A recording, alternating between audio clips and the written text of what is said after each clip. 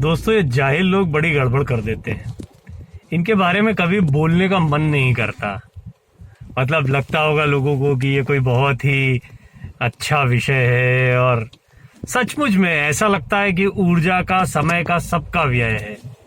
और एक ऐसी गधों का झुंड हमारे बीच में है जिनसे पार पाना बड़ा मुश्किल है। लेकिन दिक्कत ये है कि ये नुकसानदायक भी हैं। ये ऐसे लोग हैं जो देश को बर्बाद भी कर रहे हैं। और मैंने एक वीडियो बनाया था कि एक वायरस 700 साल पहले गजवाए हिंद के रूप में आया था। एक मकसद था उन लोगों का। जब आक्रांता आए थे तो सबसे पहले उन्होंने संस्कृति पे, उन्होंने ये नहीं जाना कि क्या है क्या नहीं है, आयुर्वेद क्या होता है, नालंदा क्या है, ज्ञान क्या होता है, वेद क्या होता है, लिखा क्या है। उन्होंने ये सब नहीं, लूटो, सोना क्या होता है, खाना क्या होता है, पीना क्या होता है, औरतें क्या होती हैं, यही सोचकर बस इन आताताइयों ने इस देश को जख्म देने शुरू किए।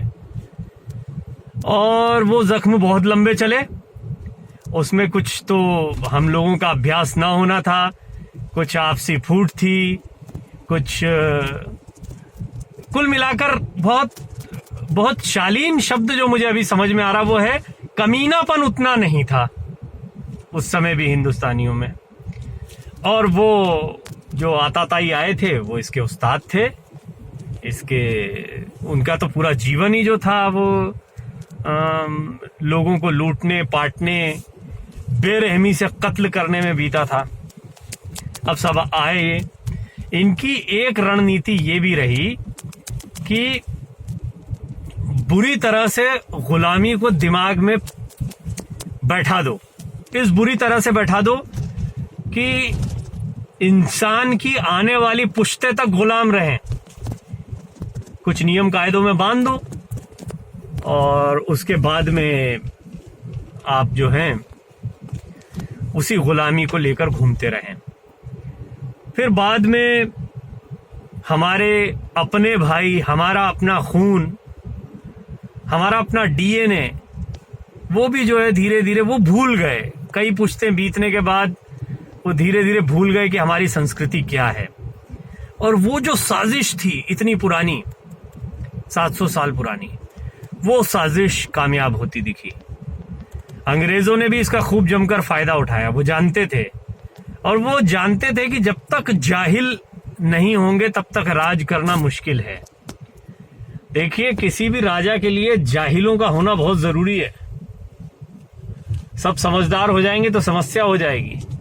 और जाहिल भी इस किस्म का हो कि जितना बताया जाए उतना ही करे। बस यहीं से एक खतरनाक वायरस की शुरुआत हुई, और वो वायरस फैलते फैलते फैलते धीरे धीरे कई लोगों के जहन में घुस गया। अब जब मैं इतनी बातें करता हूं तो तुरंत लोगों को लगेगा कि अरे मैं किसी धर्म की बात कर रहा हूं, अरे मैं सांप्रदायिक वैमनस्य की बात कर रहा हूं। जी नहीं, ये वायरस जिसके भी दिमाग में हो, चाहे जिस धर्म का हो, चाहे जिस मजहब का हो, चाहे हिंदू हो या मुसलमान हो, उस वायरस का नाम है दूसरों से नफरत और अपने देश की मिट्टी को अपना न समझना। बस ये दो बातें।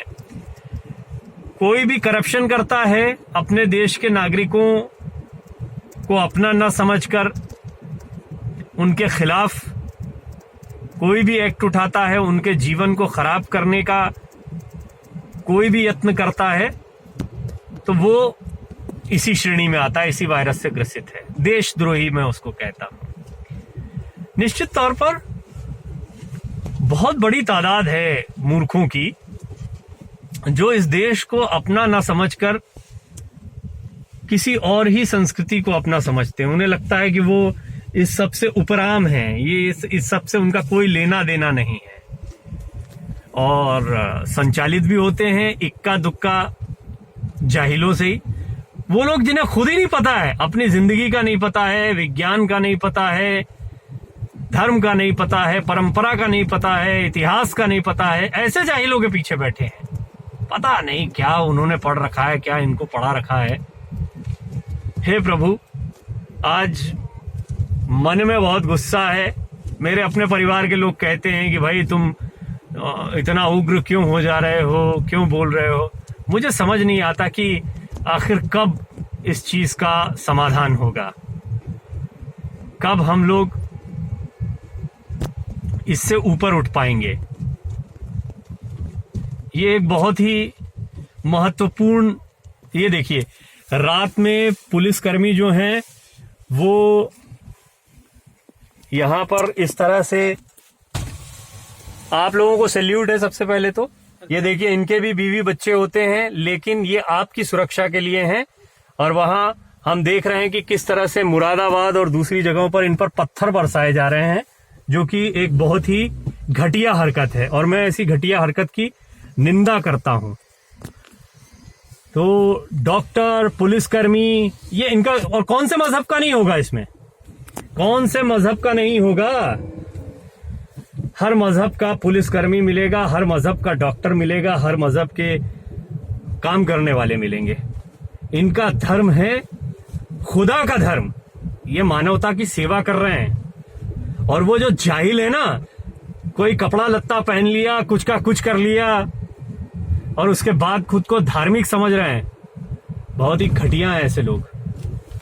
और ऐसे घटिया लोगों को सचमुच में या तो समाज से उनका बहिष्कार किया जाना चाहिए या फिर ऐसे लोगों को कड़े से कड़ा दंड देकर सबक सिखाया जाना चाहिए।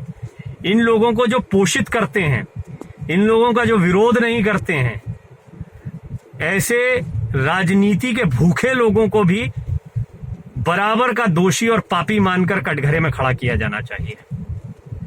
मैं जानता हूं थोड़ी उग्रता में मैं आज बात कर रहा हूं, लेकिन बहुत ही हृदय विदारक घटना है। मैं आपको प्रतिदिन, ये लॉकडाउन के दौरान मैं निकलता हूं, मैं जानता हूं मेरा परिवार बहुत ही तनाव में रहता है और मैं कोई इतना चुनौतीपूर्ण काम नहीं कर रहा हूं। पत्रकार हूं, अपना काम करता हूं, लिखता हूं, पढ़ता हूं, खबर बनाकर आपको देता हूं। मैं उन लोगों की बात कर रहा हूं जो 24 घंटे कोरोना के मरीजों के बीच में एक हमारी सोसाइटी में निकल आता है तो हमारी हालत खराब हो जाती है। वो डॉक्टर्स, वो नर्सेस जो 24 घंटे इन लोगों में ओपन है, वो पुलिसकर्मी जो 24 घंटे इन्हीं लोगों के बीच में हैं। और किसके लिए? हमारी रक्षा के लिए। बहुत ही निंदाजनक घटना रही, बहुत ही दुखी करने वाला आज का इंसिडेंस रहा। माफी नहीं मांगूंगा किसी को बुरा लगे तो भी। बुरा लगा है तो मन में झांकिए और खुद में सुधार लाइए। अगर सचमुच खुदा को मानते हैं, ईश्वर को मानते हैं, भगवान को मानते हैं। जय हिंद, जय हिंदुस्तान।